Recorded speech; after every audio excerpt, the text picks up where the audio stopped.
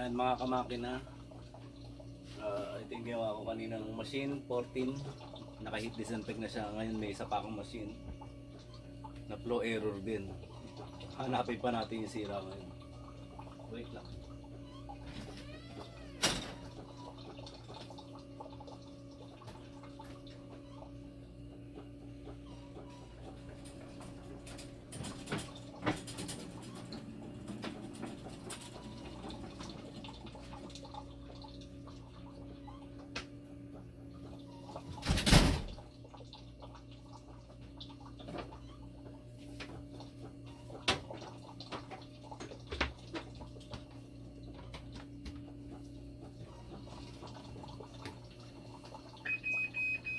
Always, pag naggagawa ko ng machine, lagi ko pinapatakbo para makita ko yung quick na problema.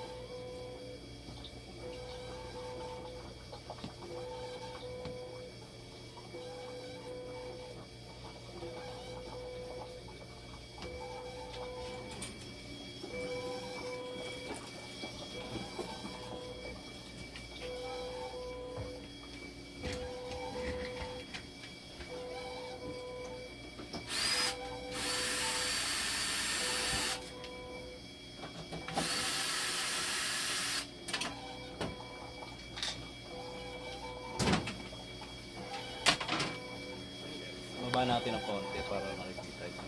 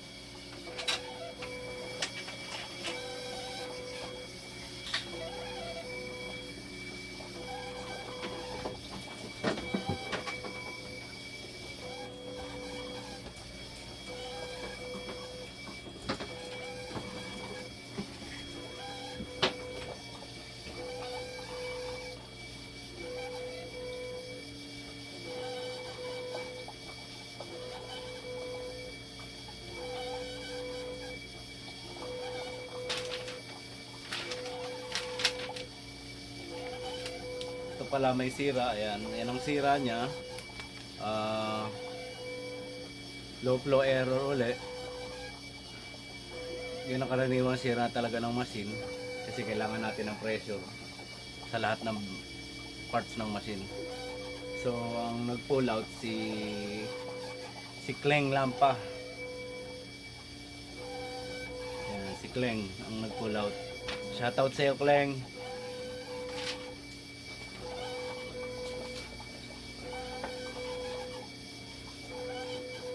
Gaya ng ginagawa ko, tetesin ko uli siya kahit anong mangyari. Tsaka ko siya ngayon titignan mamaya pagkatapos ng test. Kasi minsan may test, after ng test, tsaka lalabas yung sira. Okay, balik na lang uli tayo uli. Kasi baka maubos yung video, yung memory ko. Ayan guys, Tines ko, pagbalik ko, ayan na ang problema. Naglabasa na siya. Tapos naglo-low flow error siya. Ayan. High conductivity, low flow error. So may problema talaga siya. Hanapin ko ngayon, hindi ko pa alam kasi hindi ko pa nahugot yung makina eh. Ngayon hugutin na natin siya.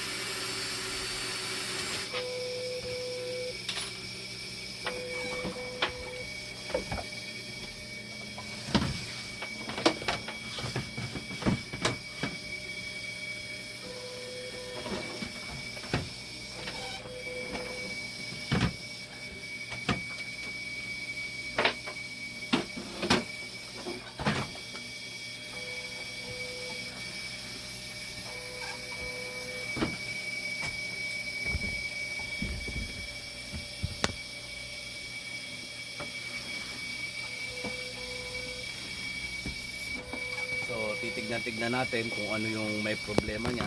May mga lumang valve, date ng flow motor.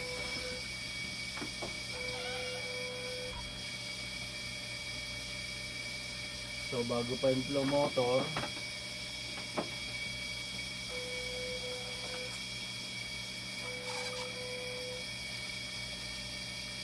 ito ang inala ko. Magrakas na siya. Papalitan natin siya ng valve 24 tsaka valve 25. Okay.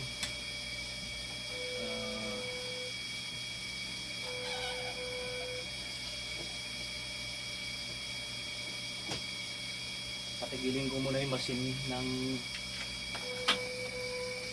magda-dialysis para makabit natin.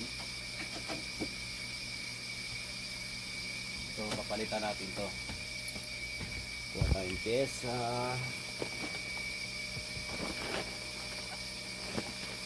Okay. So mga rebuild na to.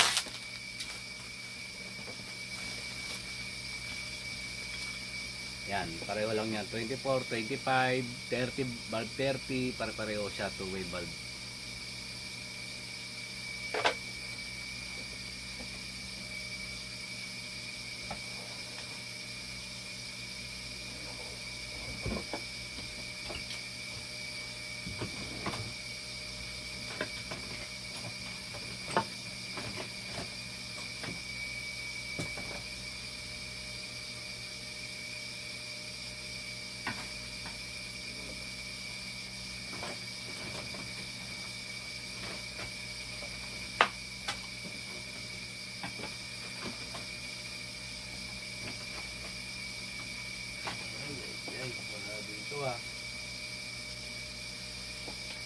Okay, wala.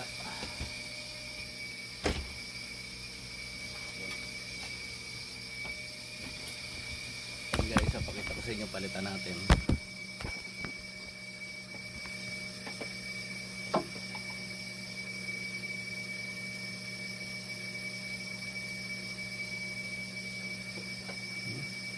Ano no, ras na. Palitan natin ng isa-isa. So sundan lang natin yon, pero lagyan muna natin ng date. Lagyan ko siya ng date. Lagyan ko ng date 12 20 21.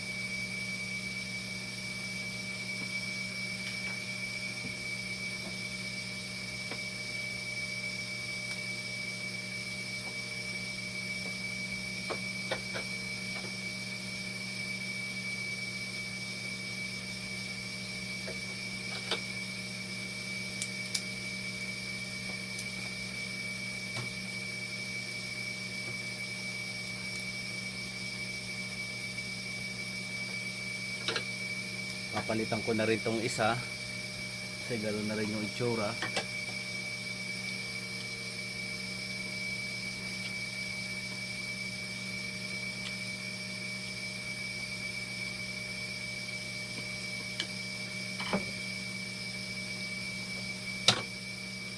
May itsura niyan dalawa, oh. Oh. So ang gagawin natin, lagay natin itong isa, lagyan uli natin ng date.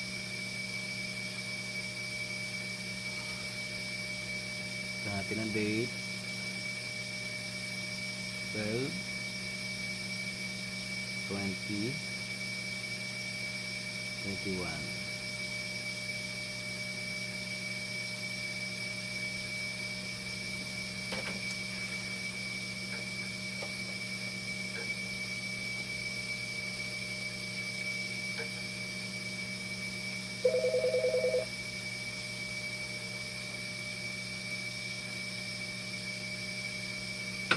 Kunin natin yung wire.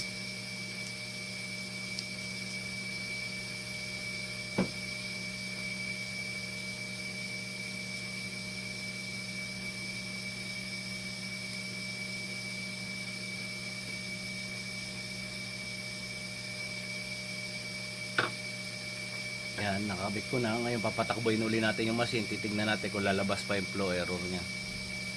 Okay, sa harap. Ito na ako sa harap. Patakboyin natin ang dialysis. Ngayon titignan natin kung lalabas yung flow error niya pa rin.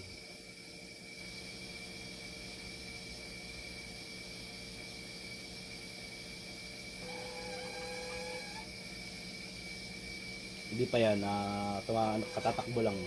Tayo natin ng tempe.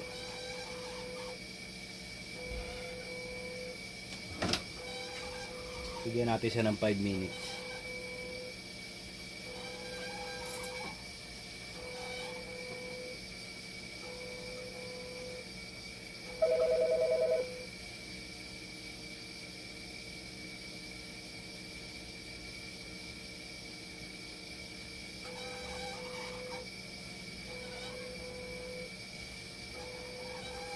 Yung tinatawag na debug. Ito yung matrix niya kung saan magpupunta yung tubig, kung nasaan yung bag, nasaan yung pump. Yan, diyan mo makikita. Yan, para makita nyo mabuti. Ayan, bibisita ako yan.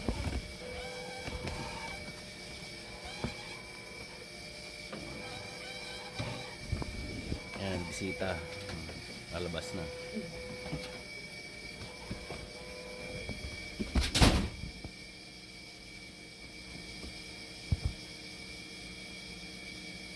Bababa na yung conductivity niya. So,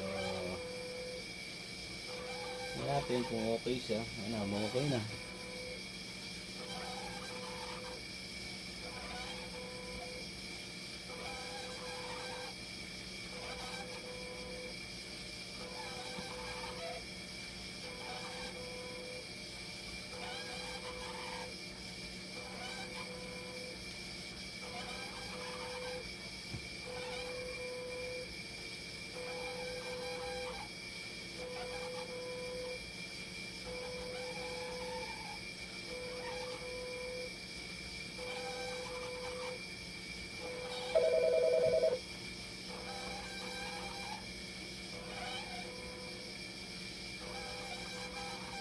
Ayan na, unti-unti na siya nag-stable.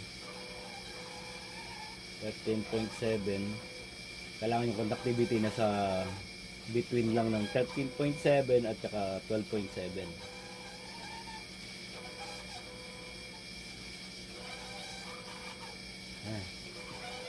So okay siya. I think tama yung pinalitan natin ng bulb. 26 bulb at saka 24 bulb. So okay siya, pero hindi ako napapanatag doon. Kailangan ko pa titest ko siya. Kagaya kanina, 'di ba, pinatay ko. Sabi ko bago ko gawin, tetesting ko muna para lumabas yung problema. Kagaya ngayon, ganoon din gagawin ko. Titingnan natin lalabas yung problema after the test. Kaya ang gagawin lang, punta lang dito, test option, both test, confirm ulit. So hintay lang natin matapos yan, ibubuksan ko na lang ulit mamaya pag malapit na matapos, okay, tapos na, or lumabas yung problema. Okay? And guys, malapit na sa matapos yung test. Okay na.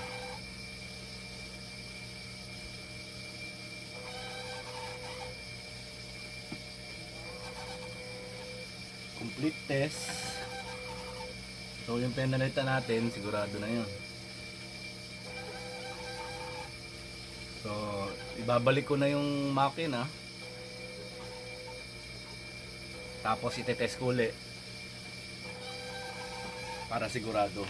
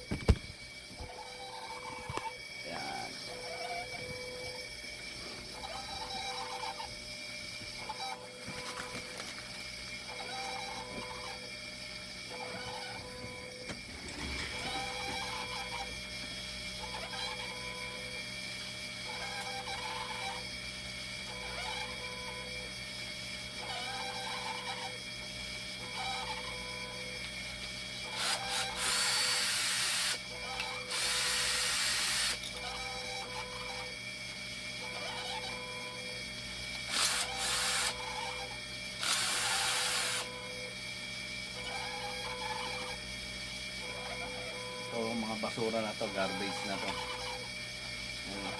Rusty na yung loob.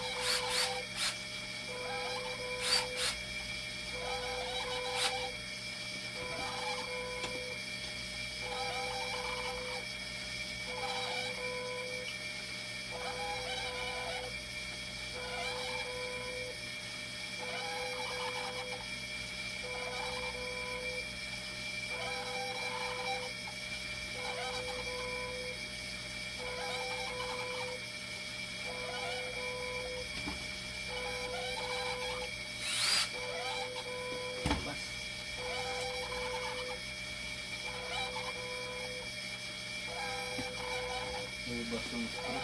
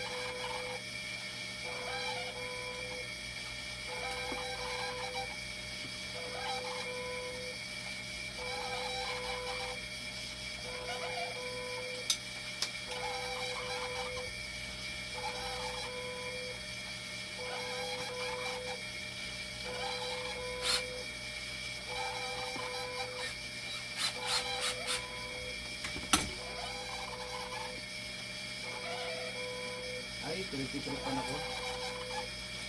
Tatanggal talaga.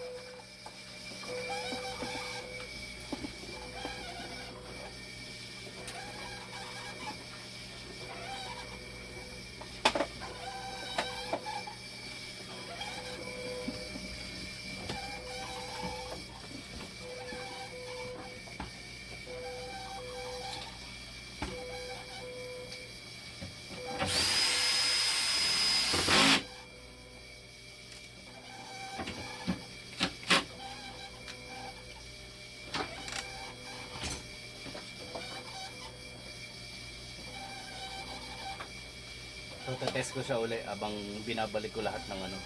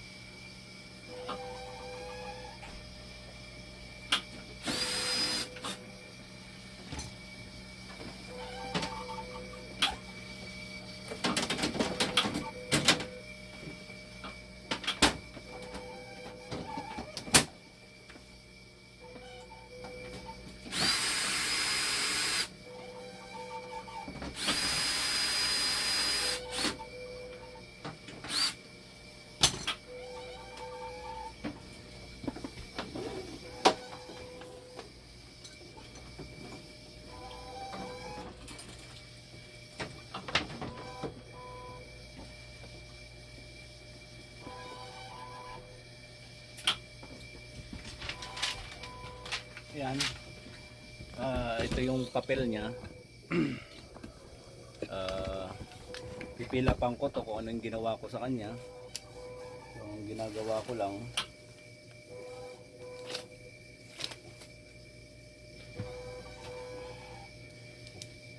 kagaya ng ganito.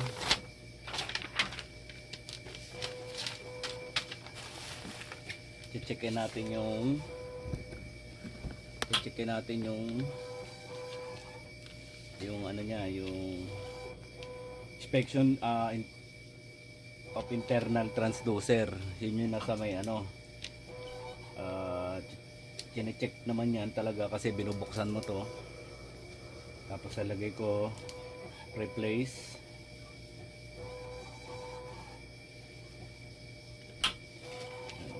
valve 24, 25, 26.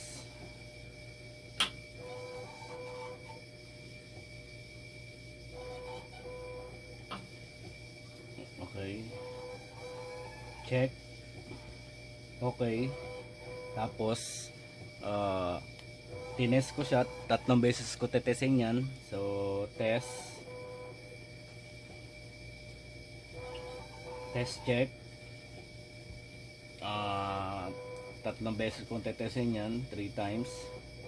Tapos yung conductivity niya lalagay mo 13.2.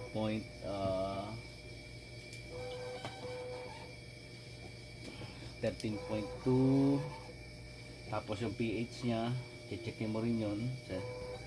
Yan lagi ang pH niyan. So minsan 7.0.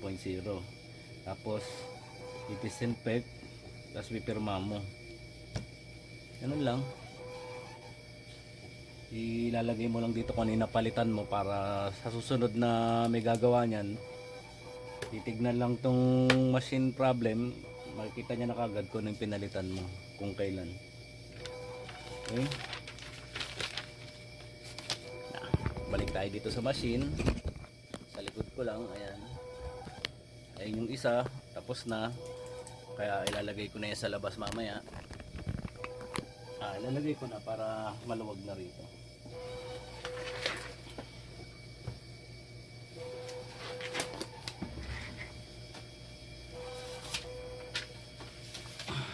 Tapos lalagyan natin na ito.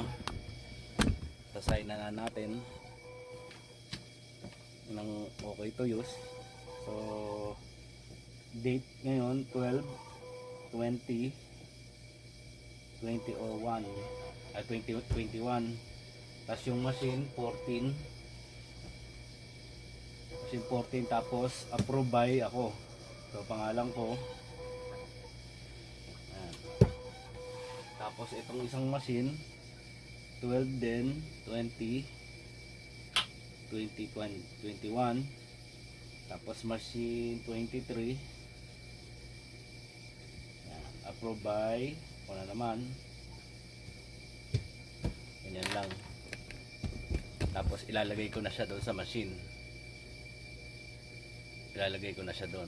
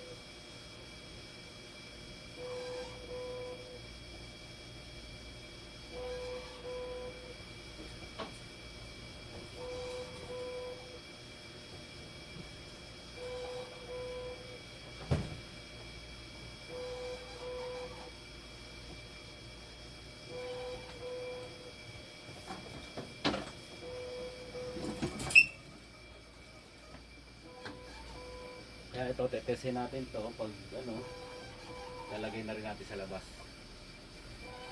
Okay, thank you for watching guys. Please like and subscribe. Bye, kamakina. Ay na pala, tapos na yung test uli. Tapos na yung test. It means okay siya. So, isang test na lang to.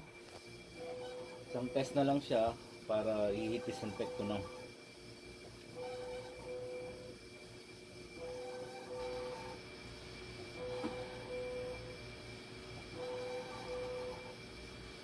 Yan lang. Thank you guys. Bye kamakina.